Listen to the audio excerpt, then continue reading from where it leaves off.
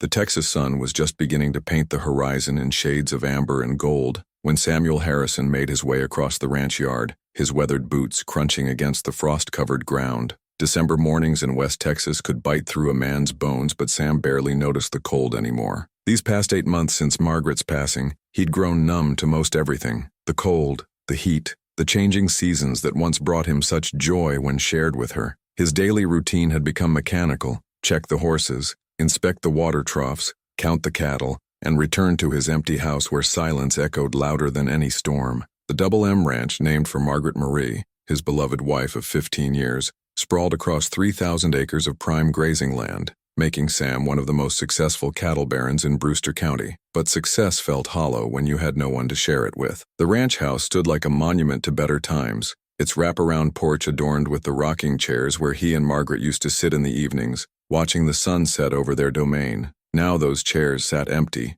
collecting dust and memories. The vegetable garden Margaret had tended with such care had withered to brown stalks and weeds, despite the desperate attempts of their housekeeper Rosa Martinez to maintain it. As he approached the main stable, his prize stallion, Thunder, nickered softly from inside. The black Mustang had been Margaret's favorite, and Sam often caught himself talking to the horse as if Margaret's spirit somehow lingered near. Thunder had been their wedding gift to each other. A wild Mustang Sam had gentled himself, presenting it to Margaret on their first anniversary. She'd named him Thunder because of the sound his hooves made when he galloped across the prairie, free as the wind itself. "Morning, old boy," Sam muttered, his breath forming small clouds in the crisp air. "Let's see what today brings us." His voice carried the weariness of a man who'd lost his anchor in the world. Every morning felt like swimming upstream against a current of grief that threatened to pull him under. But as Sam rounded the corner of the stable, he stopped dead in his tracks. There, curled up inside Thunder's water trough like a prairie cat seeking shelter, was a small figure wrapped in what appeared to be a tattered brown shawl. Sam's heart hammered against his ribs like a blacksmith's hammer on an anvil.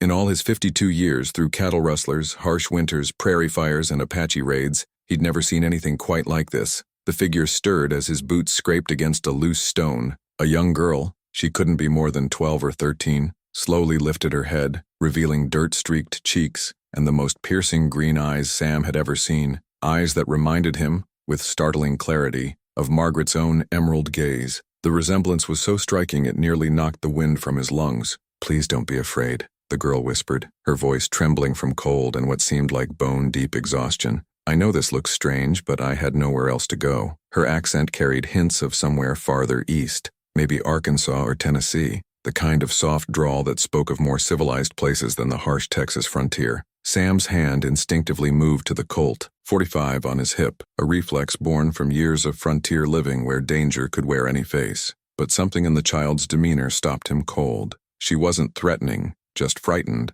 like a lost calf separated from its herd during a storm. There was an innocence about her that reminded him of Margaret at a young age, though he'd never met his wife until she was already a grown woman of 20. "What in tarnation are you doing in my horse's trough, girl? How'd you get onto my property?" His voice came out gruffer than intended, roughened by months of speaking mainly to horses and cattle. The girl climbed out of the trough with careful, deliberate movements, as if her body ached from sleeping in such an uncomfortable position. Her clothes were simple but clean, a worn cotton dress in faded blue gingham that had seen better days, and those thin-soled shoes that offered little protection against the harsh Texas ground. Despite her obvious poverty, there was a dignity about her, a straightness to her spine that spoke of pride not yet broken by hardship. "I walked through the night, sir. I've been walking for 3 days." She pulled the shawl tighter around her shoulders, and Sam noticed her hands were raw and blistered, the hands of someone who'd walked far over rough terrain. 3 days? Sam's eyebrows shot up in disbelief. The nearest town, Alpine, was nearly 20 miles away across difficult terrain, and beyond that,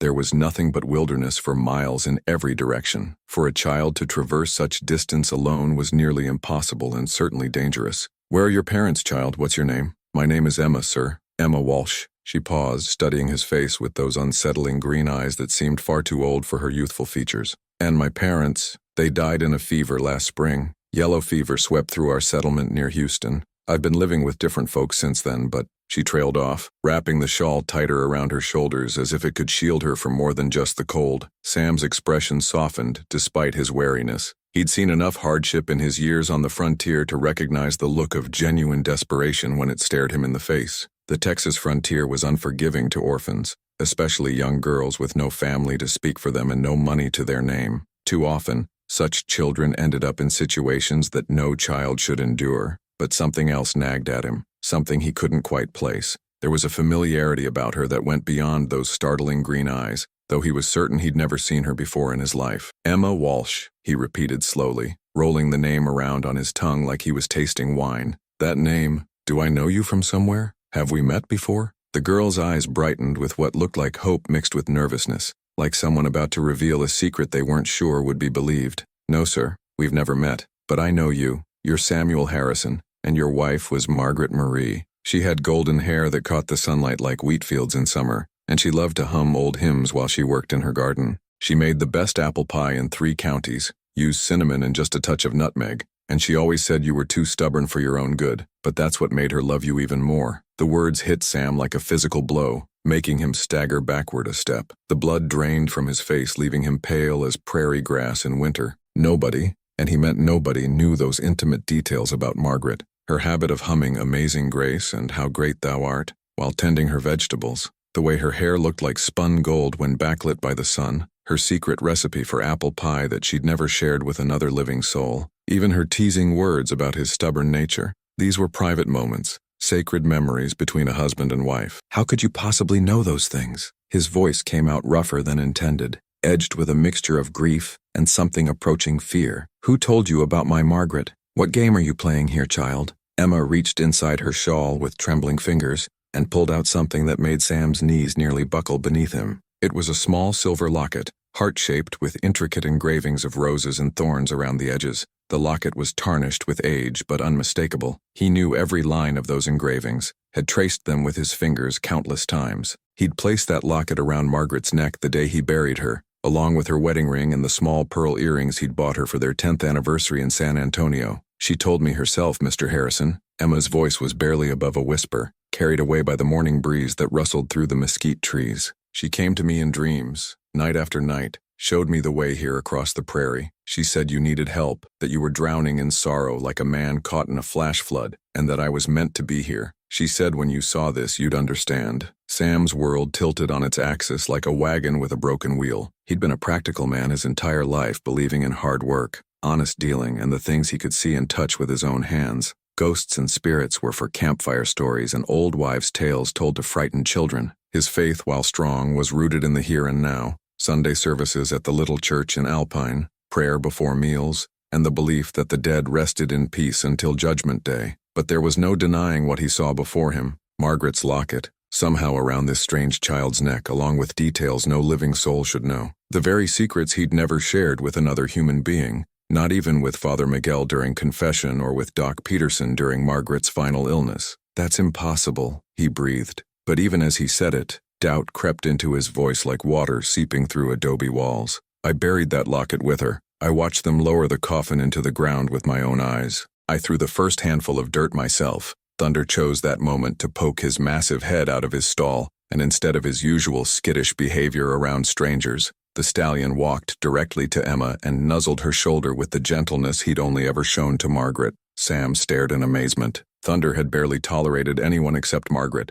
and after her death the horse had become increasingly withdrawn and aggressive, refusing to let anyone but Sam near him. Emma smiled, the first genuine smile Sam had seen from her, and stroked Thunder's muzzle with the familiarity of someone who'd known horses all her life. Her small hand moved with practiced ease along the horse's neck, finding exactly the spot behind his ears that Margaret used to scratch. He remembers me, she said softly, her voice filled with wonder. Mrs. Margaret used to let me brush him in my dreams. She said he missed her terribly, just like you do. She said you both needed someone to care for, someone to remind you that life goes on even after death. This is impossible, Sam repeated, but his voice lacked conviction. Every fiber of his being screamed that what he was witnessing defied all logic and reason. Yet here was this child, wearing his dead wife's jewelry, knowing his dead wife's most intimate secrets, and somehow connecting with his dead wife's horse in a way that no stranger should be able to. The other horses in the stable had begun to stir, drawn by the sound of voices and the unusual sight of Thunder being calm around a stranger.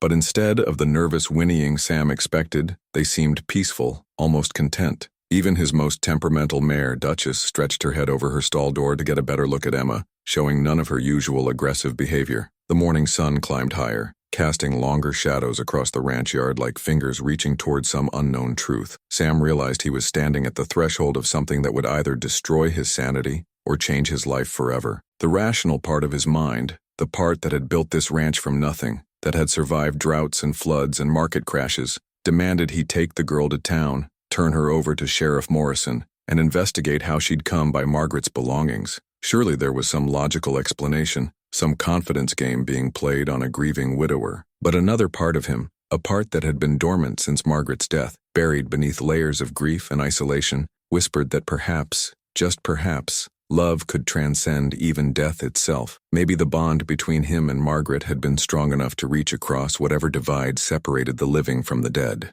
"Emma," he said finally, his voice gentler than it had been in months. "You're cold and you look like you haven't eaten in days. Come inside. We'll get you warmed up and fed proper, and then we'll figure out what this all means." As they walked toward the house, Emma fell into step beside him with the easy familiarity of someone who belonged there. For just a moment, Sam could swear he caught the faint scent of Margaret's favorite lavender perfume, carried on the morning breeze that swept down from the mountains. The sensation was so vivid, so real, that he turned to look over his shoulder, half expecting to see his wife's familiar figure following behind them, her golden hair catching the sunlight like it always had. But there was only the empty yard, the rising sun painting the adobe walls of the ranch house in shades of gold and rose, and the beginning of a mystery that would challenge everything Samuel Harrison thought he knew about life, death, and the power of love that refuses to be buried beneath 6 feet of Texas soil. The ranch house loomed before them, its windows dark and unwelcoming. Sam hadn't bothered to light the lamps in most of the rooms since Margaret's death, living mainly in the kitchen and his study. But as Emma stepped onto the wooden porch, something shifted in the very air around them.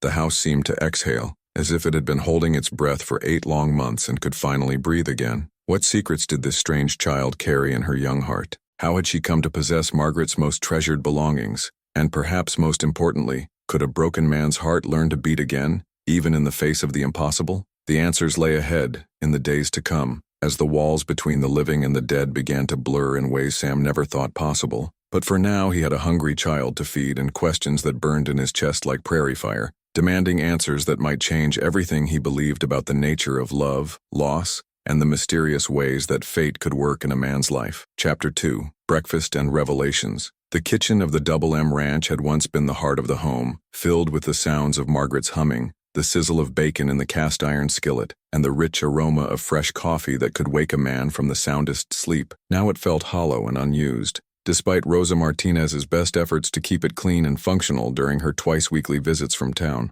Sam pushed open the heavy wooden door and gestured for Emma to enter ahead of him. The morning light streaming through the gingham curtains Margaret had sewn herself during their 2nd year of marriage, illuminated a room that bore the unmistakable marks of a man living alone. Dishes were stacked neatly but without care. The table was bare of the wildflower arrangements Margaret had always kept fresh, and the warmth that had once made this kitchen the envy of every ranch wife in the county had dissipated like morning mist. Emma stepped across the threshold and immediately moved toward the large stone fireplace that dominated one wall of the kitchen. Her movements weren't those of a curious child exploring a new place, but rather those of someone returning to familiar territory. She went directly to the wood box beside the hearth and began selecting kindling with the practiced eye of someone who knew the difference between pine that would catch quickly and oak that would burn long and steady. "You don't need to do that," Sam said, hanging his hat on the peg by the door, the same peg where Margaret's bonnet used to hang. "I can manage the fire." Emma looked up at him with those unsettling green eyes.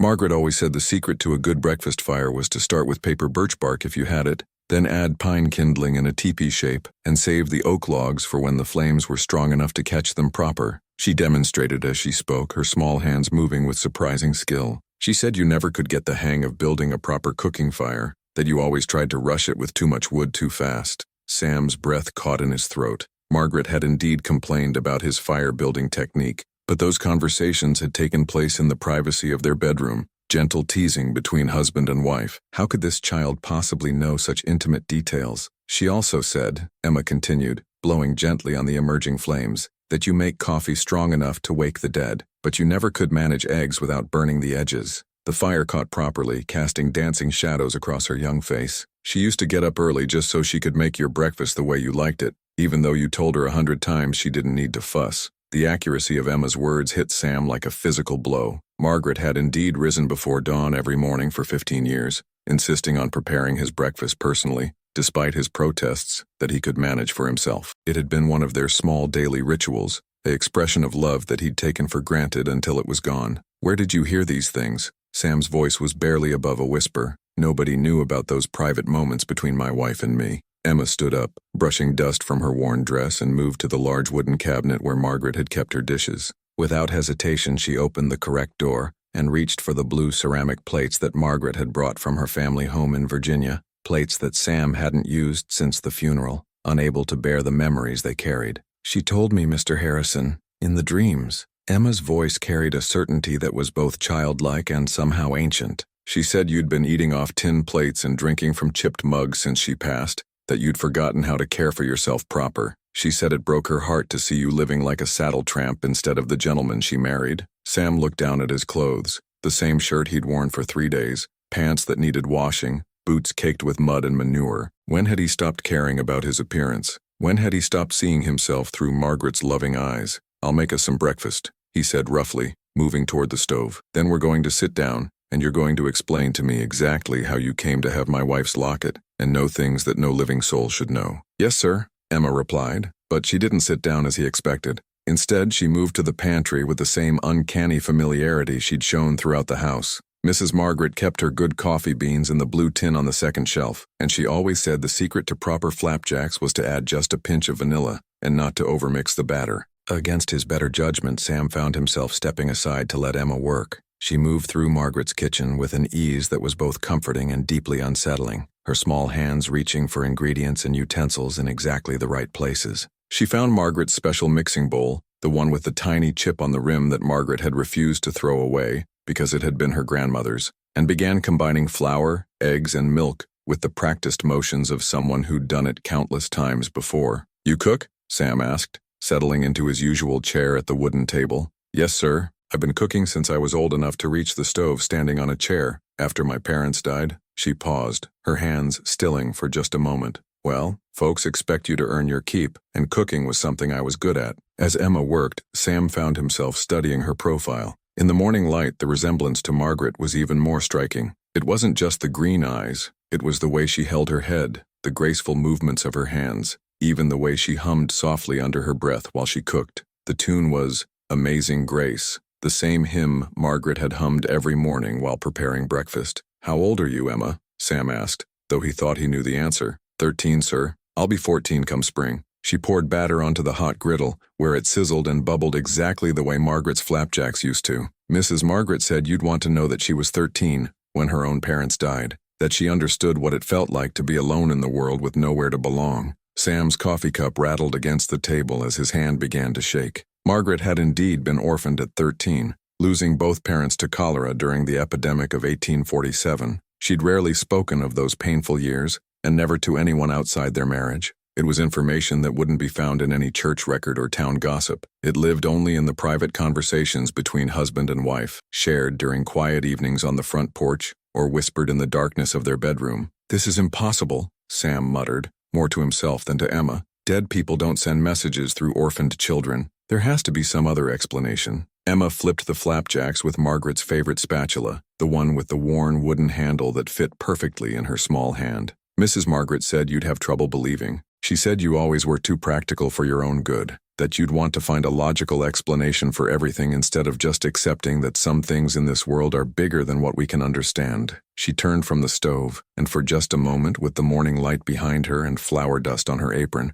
she looked so much like Margaret that Sam's heart nearly stopped. "She also said to tell you about the letter." "What letter?" Sam's voice came out as a croak. "The letter you wrote her but never gave her. The one you kept in the bottom drawer of your desk, under the deed papers and the old photographs." Emma slid a plate of perfectly golden flapjacks in front of him, along with the little pitcher of syrup that Margaret had always used. "She said it was the most beautiful thing anyone ever wrote to her, but you were too shy to give it to her while she was alive." Sam's fork clattered to the floor. The letter Emma referenced was something he'd written during Margaret's final illness, pouring out his heart on paper in a way he'd never been able to do with spoken words. It was hidden exactly where Emma had described, in a place where no one could possibly have seen it. He'd written it 3 days before Margaret died, intending to read it to her when she felt stronger, but she'd passed away before he'd found the courage. "You've been in my house," Sam said, grasping for some rational explanation. "You must have snuck in and gone through my things." "No, sir." Emma sat across from him, her young face serious. "I only arrived this morning, and I've been with you ever since.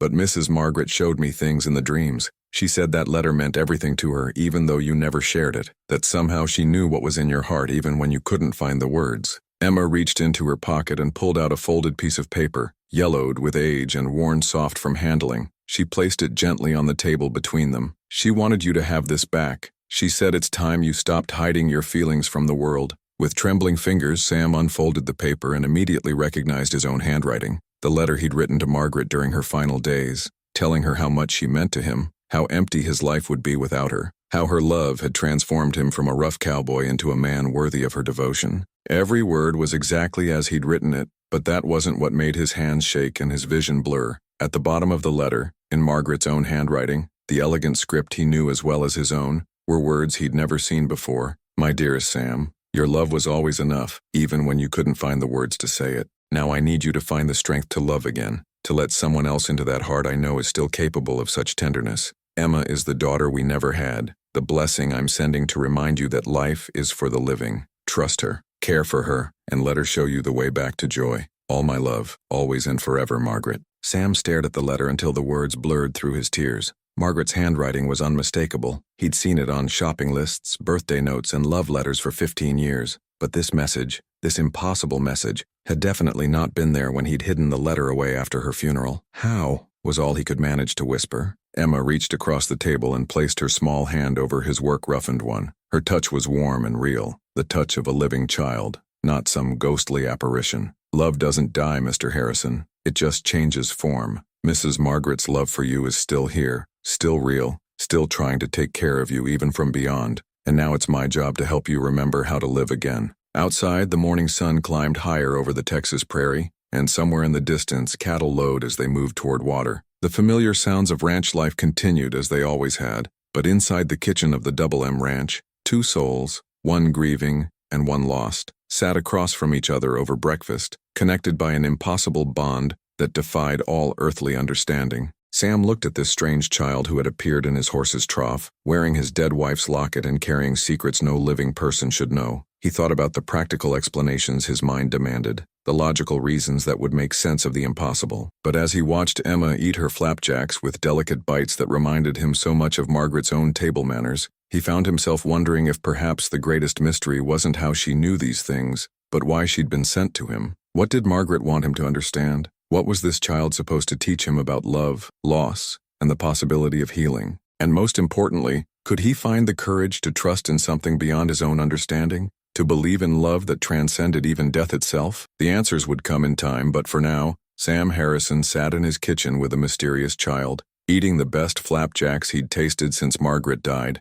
and feeling the first stirrings of something he'd thought was buried forever: hope. Chapter 3. Memories in the Attic. After breakfast, Sam found himself at a loss. The morning's revelations had shaken the very foundations of his practical worldview, yet Emma sat across from him as real and solid as any living child. The letter with Margaret's impossible message lay between them on the table, like a bridge spanning the gap between life and death, its implications too profound for his grief-addled mind to fully grasp. "Mr. Harrison," Emma said softly, dabbing at her mouth with Margaret's good linen napkin, another detail that twisted his heart. "Mrs. Margaret said there are things in the attic that need to come down, things she's been wanting you to look at but you've been too afraid to face." Sam's jaw tightened. He hadn't set foot in the attic since Margaret's death, couldn't bear to see the trunks full of her belongings, the wedding dress carefully preserved in tissue paper, the baby clothes they'd saved hopefully for children who never came. That space held too many dreams deferred and too many memories that cut like broken glass.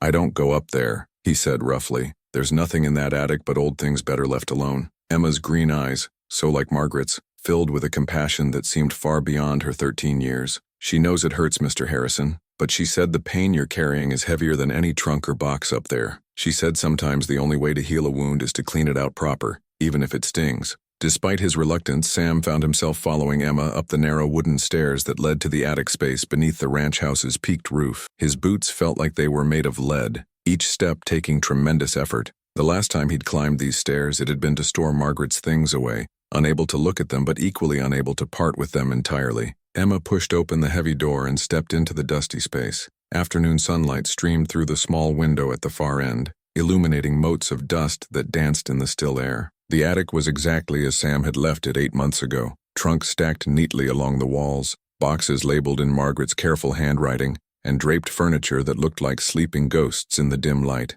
But Emma moved through the space with purpose, going directly to a small trunk in the corner that Sam remembered vaguely. It was one of Margaret's personal trunks filled with things from her childhood and her life before their marriage. He'd rarely seen her open it, and she'd never invited him to explore its contents. "This one," Emma said, running her small hands over the brass fittings. "She said you need to see what's inside this one." Sam knelt beside the trunk, his hands shaking as he worked the brass latches. The hinges creaked as he lifted the lid, releasing the faint scent of lavender and old paper. Inside, nestled in layers of tissue, were the treasures of Margaret's girlhood: a porcelain doll with golden hair, books of poetry with pressed flowers between the pages, and at the very bottom, a collection of letters tied with a faded blue ribbon. Emma reached past him and lifted out the letters with reverent care. "She wrote these when she was my age," she said softly. "After her parents died, when she was living with her aunt in Virginia. She was lonely and scared, just like I am now." Sam untied the ribbon with trembling fingers and unfolded the first letter. It was written in Margaret's young hand,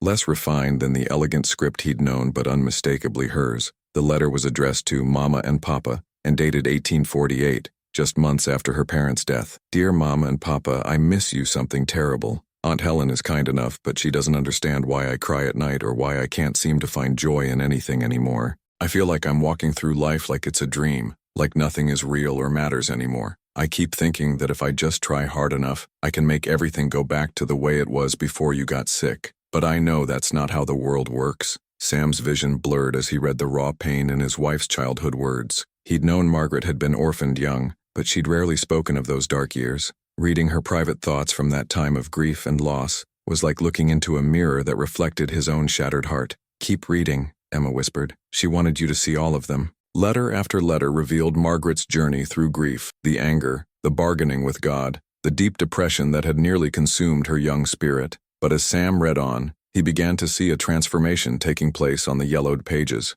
Margaret had slowly learned to find meaning again, to see beauty in sunsets and hope in springtime, to believe that love could bloom again, even in soil watered with tears. In one letter, written almost 2 years after her parents' death, Margaret had written, "Dear Mama and Papa, I met someone today. A young cowboy named Samuel Harrison who works for Mr. Johnson's ranch. He has kind eyes and gentle hands, and when he smiled at me at the church social, I felt something I thought I'd never feel again, the possibility of happiness. I know you would want me to be happy, that you wouldn't want me to spend my whole life mourning what I've lost. Maybe, just maybe, I can learn to live again instead of just surviving." Sam's tears fell freely onto the letter, blurring the ink slightly. He remembered that day at the church social, remembered how beautiful Margaret had looked in her blue dress, how his heart had nearly stopped when she'd actually spoken to him. He'd been 22 years old and tongue-tied around pretty girls, but Margaret had somehow seen past his awkward shyness to the man he could become. "She kept writing to them," Emma said, pulling out more letters from deeper in the stack.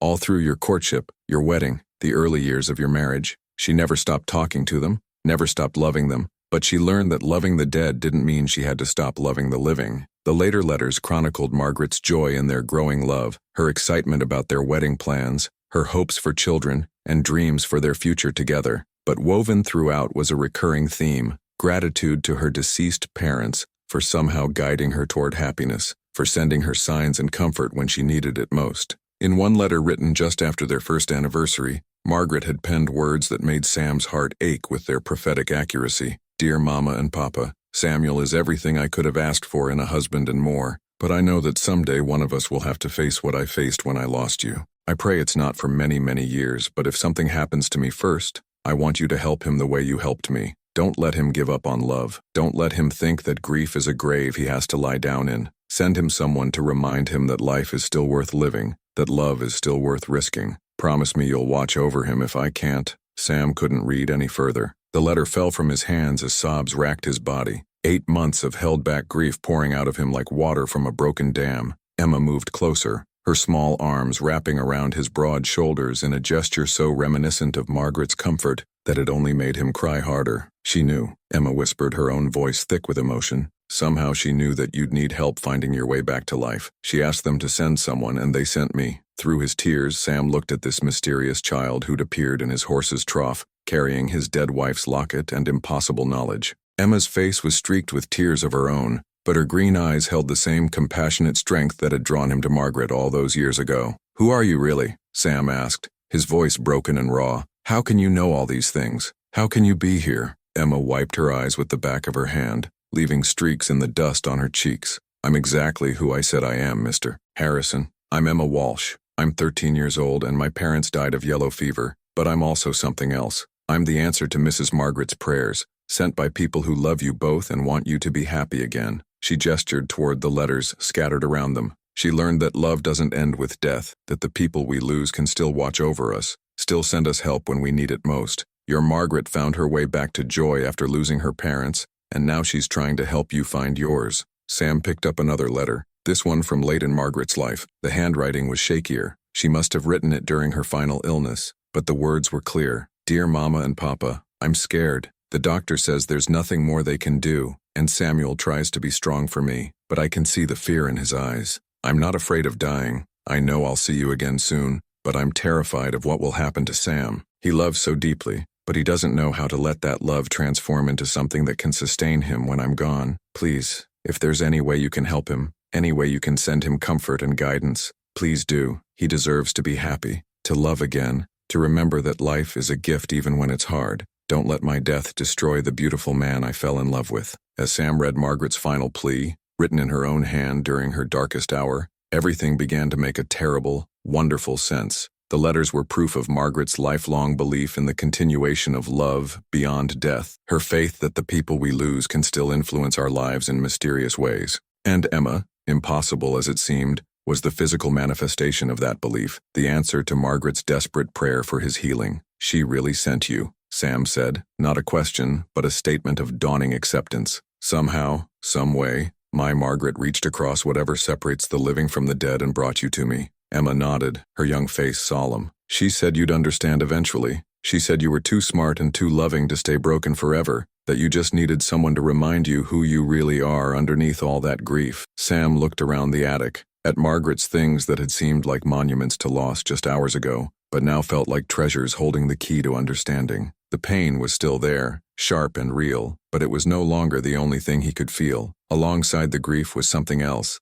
something he'd thought was dead and buried with his wife, the possibility of hope, the chance that love could indeed transcend even death itself. "What happens now?" Sam asked, though he suspected he already knew the answer. Emma smiled, the same radiant smile that had drawn him to Margaret all those years ago. "Now we go downstairs and figure out how to make a life together. Mrs. Margaret said I needed a home, and you needed someone to care for. She said that's how healing works, not by trying to forget the past, but by building something beautiful on its foundation." As they made their way back down the narrow stairs, Sam carrying the trunk of letters like precious cargo, he felt something shift inside his chest. The knot of grief that had lived there for 8 months was still present, but it was no longer the size of a boulder. It was still painful, but it was no longer the only thing defining him. Margaret's letters had shown him that grief and love could coexist, that honoring the dead didn't require abandoning the living, and Emma, mysterious, impossible Emma, was living proof that love could indeed find a way to reach across the void between worlds, offering comfort,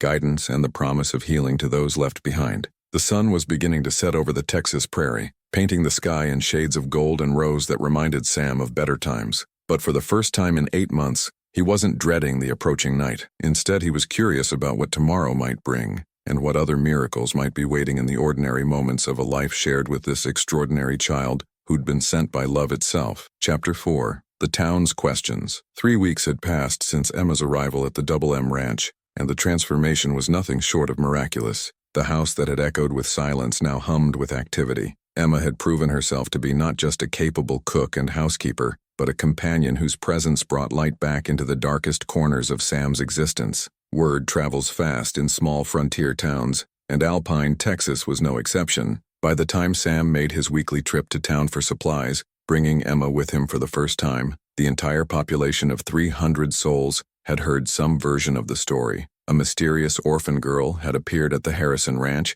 and the grieving widower had taken her in. The details grew more fantastical with each telling, as frontier gossip tends to do. Sam helped Emma down from the wagon in front of Hutchins's general store, acutely aware of the curious stares and whispered conversations that followed their every move. Emma wore one of Margaret's old dresses that Rosa Martinez had altered to fit her smaller frame, a simple blue cotton frock that made her green eyes even more striking. Around her neck, visible to anyone who cared to look, hung Margaret's silver locket. "Mr. Harrison," called Sheriff Tom Morrison, a weathered man in his 50s who'd known Sam for the better part of 2 decades. "Heard you took in a stray. That her?" Sam's jaw tightened at the casual description of Emma as a stray, but Emma herself seemed unperturbed. She stepped forward with the poise of someone far older than her 13 years and extended her hand to the sheriff. "Good afternoon, Sheriff Morrison. I'm Emma Walsh. Mr. Harrison has been kind enough to give me a home since my parents passed." Her voice carried the refined accent of someone who'd received proper schooling,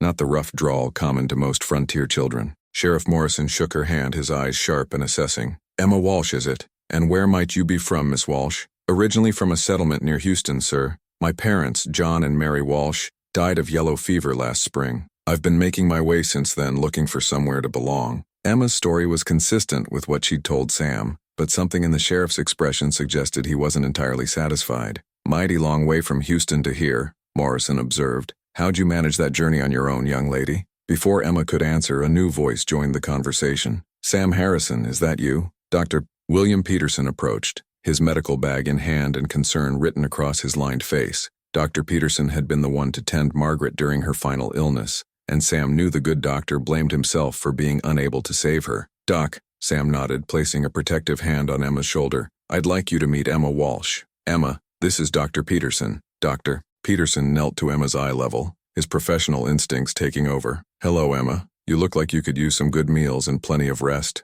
Have you been ill recently?" "No, sir. Just tired from traveling. Mr. Harrison has been taking excellent care of me." Emma's response was polite but guarded, and Sam noticed she unconsciously touched the locket at her throat. "That's a beautiful locket," Dr. Peterson observed, his eyes narrowing slightly. "May I see it?" Emma's hand tightened protectively over the jewelry. "It was my mother's, sir. It's all I have left of her." The lie came so smoothly that Sam almost believed it himself, but Dr. Peterson's expression grew troubled. He'd seen that locket countless times during his visits to treat Margaret, had even complimented her on it during her final days. "Sam," Dr. Peterson said, rising to his full height, "might I have a word with you privately?" "Anything you need to say can be said in front of Emma," Sam replied firmly, though his heart hammered against his ribs. He'd known this moment would come, when the outside world would demand explanations he couldn't possibly give. Dr. Peterson glanced around at the growing crowd of onlookers, then leaned closer and lowered his voice. "That locket belonged to Margaret. I'd know it anywhere. She showed it to me many times, told me it was a wedding gift from you. How does this child come to have it?"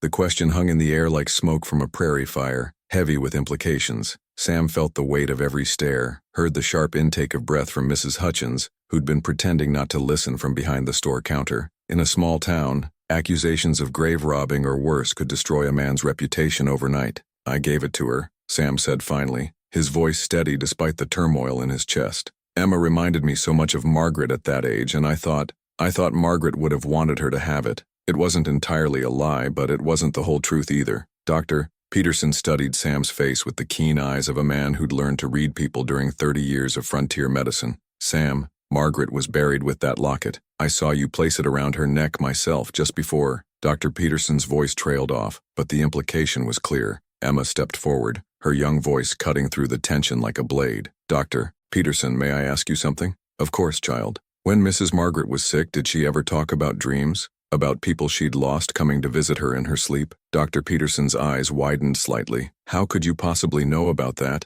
"Those conversations were private between doctor and patient, because she told me about them," Emma said simply. "She said her parents came to her in dreams during her final days, that they were waiting for her and promised they'd watch over Mr. Harrison after she was gone. She said sometimes the veil between this world and the next grows thin, especially when love is involved." The doctor stared at Emma as if seeing her for the first time. "Margaret did speak of such dreams, but I never told anyone. I assumed it was the fever talking or the laudanum for pain." "What if it wasn't?" Emma asked, her green eyes holding the older man's gaze steadily. "What if love really is stronger than death? What if the people we lose can still find ways to help us when we need it most?" A murmur ran through the gathered crowd. Frontier people were superstitious by nature, living as they did on the edge of civilization, where the inexplicable was a daily occurrence. Stories of ghostly visitations, prophetic dreams, and miraculous interventions were as common as tales of Indian raids or cattle rustling. Mrs. Eleanor Hutchins pushed through the crowd, her ample form draped in black silk that marked her as the town's unofficial arbiter of social propriety. "Samuel Harrison,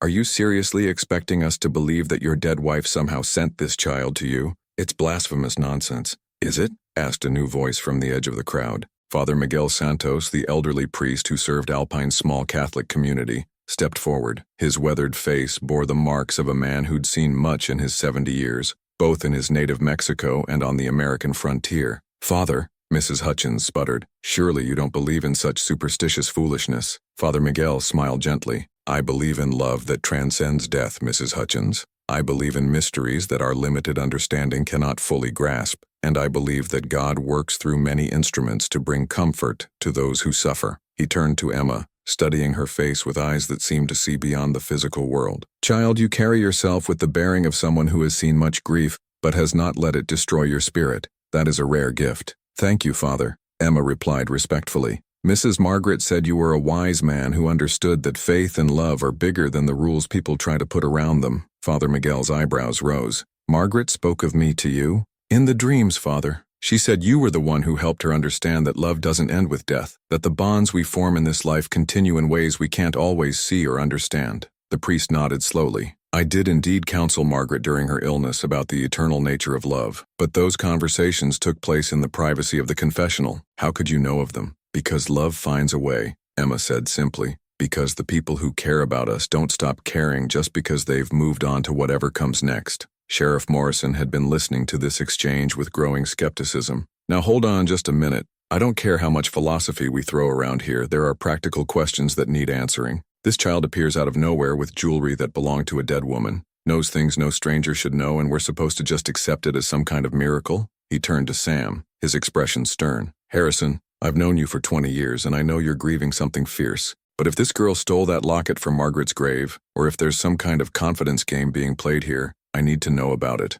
The accusation hit Sam like a physical blow, but before he could respond, Emma spoke up again. "Sheriff, would it help if I could prove that the locket came to me through Mrs. Margaret's love, not through any earthly theft?" "How exactly would you do that?" Morrison asked skeptically. Emma looked around at the gathered crowd, her young face serious. "Mrs. Margaret told me things about the people in this town, things she'd want you to know. Dr. Peterson, she said to tell you that her death wasn't your fault, that you did everything possible and she was grateful for your kindness during her final days." Dr. Peterson's face went pale. She worried about that? "She said you blamed yourself, that she could see it in your eyes every time you visited. She wanted you to know that sometimes people die not because the doctor failed, but because it's simply their time. She said you saved many more lives than you lost, and she'd hate for her death to make you doubt your calling." Tears gathered in the old doctor's eyes. Margaret's final days had indeed been marked by his growing frustration and self-recrimination. No one else had known about his private torment over his inability to save her. Emma turned to Mrs. Hutchins. "And ma'am,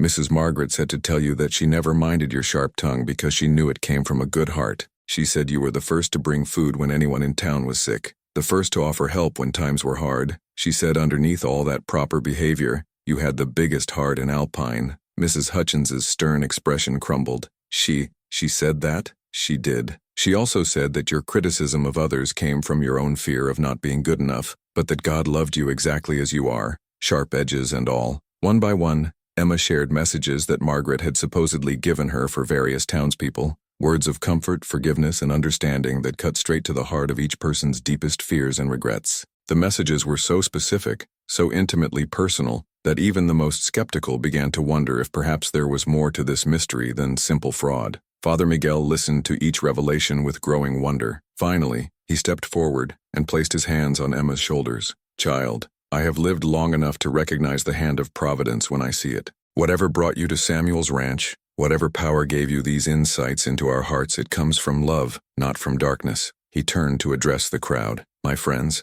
we live in a world where miracles are possible, where love can transcend even death itself. I see no evil in this child, no deception or malice. I see only a vessel through which comfort has been brought to those who need it most." Sheriff Morrison shifted uncomfortably, clearly torn between his duty to investigate suspicious circumstances and the growing conviction that something truly extraordinary was taking place. Father, with all due respect, we can't just ignore the practical questions here. Then let's address them practically, Father Miguel replied. Emma, child, would you be willing to let Dr. Peterson examine that locket? Perhaps there's some way to verify its authenticity without disturbing Margaret's rest. Emma nodded and carefully lifted the locket from around her neck. Dr. Peterson took it gently, examining it in the bright afternoon sunlight. This is definitely Margaret's locket, he confirmed. Same engraving, same small dent on the back edge where she dropped it once. But he paused, his expression puzzled. There's something else here, something I don't remember seeing before. He showed the locket to the crowd, pointing to tiny scratches on the back surface that seemed to form letters.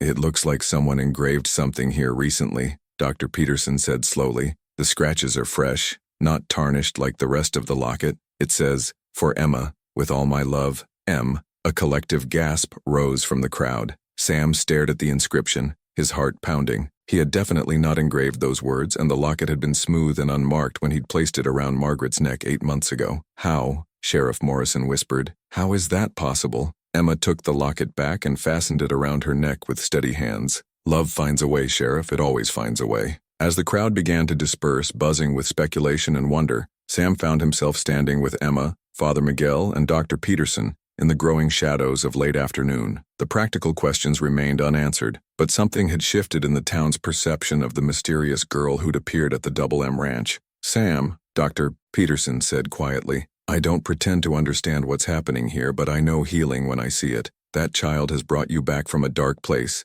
and if that's not a miracle, I don't know what is. Father Miguel nodded in agreement. Sometimes God works through means we cannot comprehend. What matters is not how the healing comes, but that it comes at all. As they loaded their supplies into the wagon for the journey back to the ranch, Sam realized that the day's events had marked a turning point. The town might never fully understand or accept Emma's mysterious origins, but they could see the undeniable truth of her positive impact. She had brought comfort not just to him, but to others who were carrying their own burdens of grief and regret. The ride home was quiet, both Sam and Emma lost in their own thoughts as the wagon wheels rolled over the familiar prairie trails. The sun was setting behind them, painting the sky in shades of gold and rose, and Sam found himself thinking about Margaret's letters in the attic, her faith in love's ability to transcend death, her prayers for his healing and happiness. Emma, he said finally, what you did back there sharing those messages with people, how did you know exactly what each person needed to hear? Emma looked up at him with those wise green eyes.